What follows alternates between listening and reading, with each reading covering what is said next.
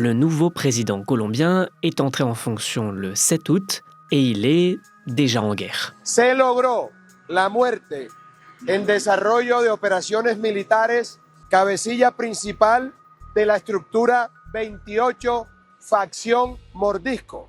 L'homme dont Abelardo de la Espriella parle est un membre de groupe armé colombien, une guérilla. Ils sont 6 au total à avoir été tués dimanche 6 juillet lors d'une opération militaire lancée à la suite de l'investiture du nouveau président.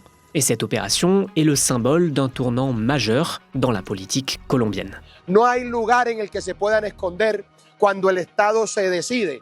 Les groupes militaires dont on parle sont des groupes dissidents formés après la signature de l'accord de paix entre la Colombie et les FARC en 2016. Un accord qui a mis fin à plus de 50 ans de guerre civile. Avec les années, ces groupes dissidents ont mené des actions violentes dans tout le pays, mais les gouvernements ont continué de promouvoir la paix. L'ancien président Gustavo Petro menait même une politique de paix totale envers ces groupes, menant même certains à rendre les armes, comme en juin 2026.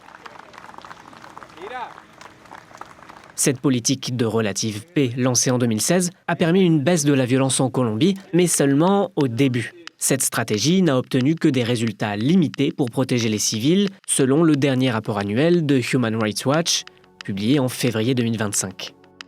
Alors Abelardo de la Espriella s'est fait élire en promettant de faire tout l'inverse de ses prédécesseurs. Si podemos recuperar el orden.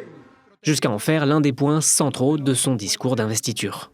La erradicación de los cultivos ilícitos por todas las vías será posible.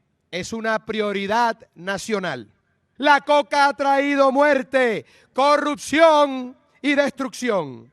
Ha destrozado nuestras selvas, desplazado a nuestros campesinos y ha sido el combustible para el narcoterrorismo. Le lendemain de ce discours, 2 attaques ont tué un policier et fait plusieurs blessés près de la ville de Cali. Des dissidents ont détruit avec des explosifs un péage en construction.